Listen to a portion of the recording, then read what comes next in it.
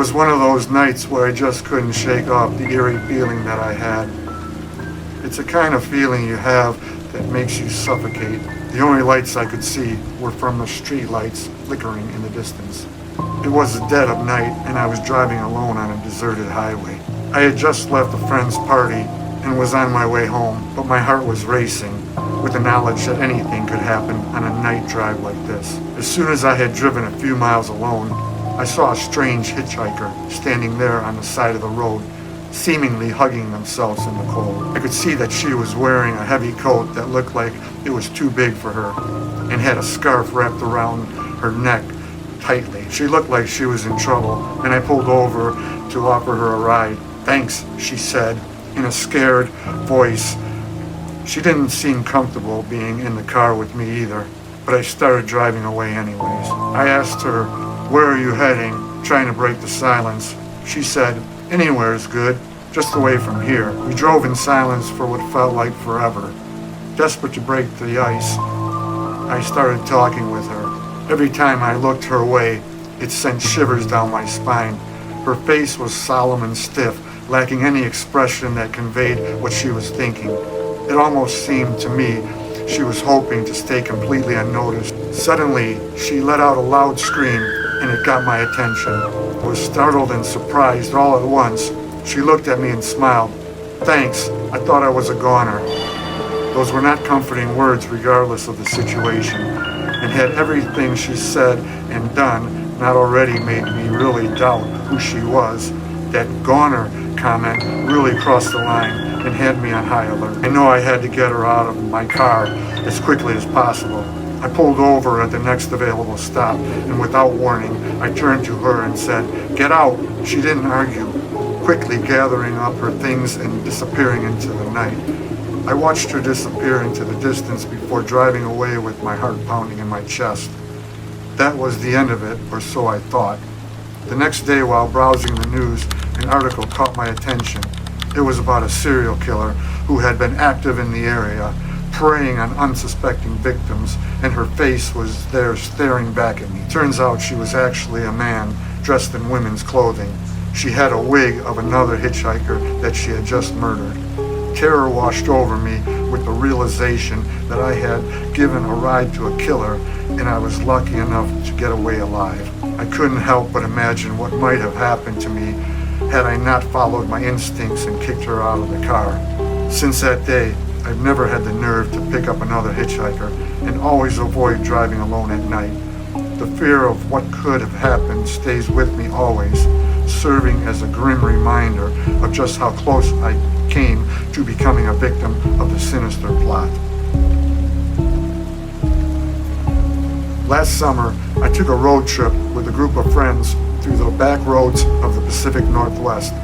The scenery was beautiful, but what started as a fun adventure turned into something out of a horror movie when we picked up a hitchhiker late one night. It was past midnight when we came across the hitchhiker standing by the side of the road with his thumb out. Against our better judgment, we pulled over and asked him where he was headed.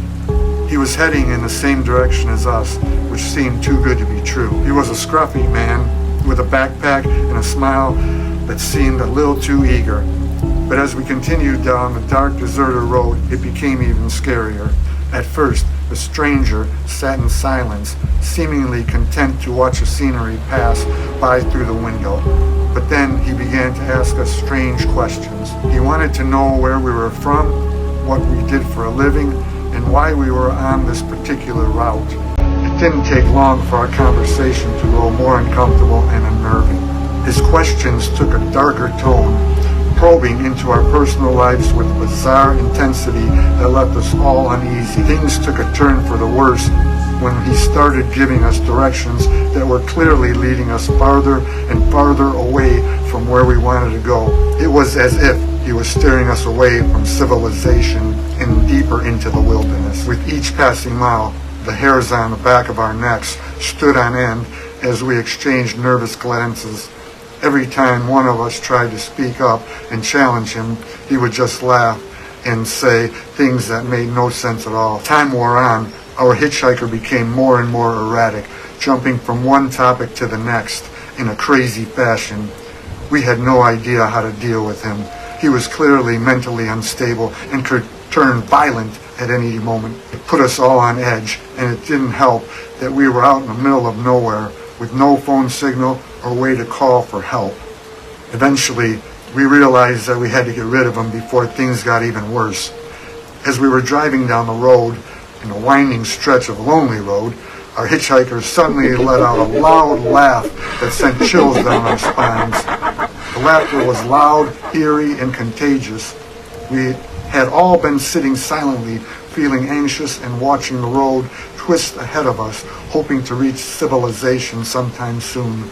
At that point, we had no idea what was coming for us. The hitchhiker's laugh rose, ringing down from a low, cloud-filled skies above. Suddenly, he lunged forward, grabbing the steering wheel and pushing us off the road. Our car spun out of control and rolled over several times before coming to a sudden stop.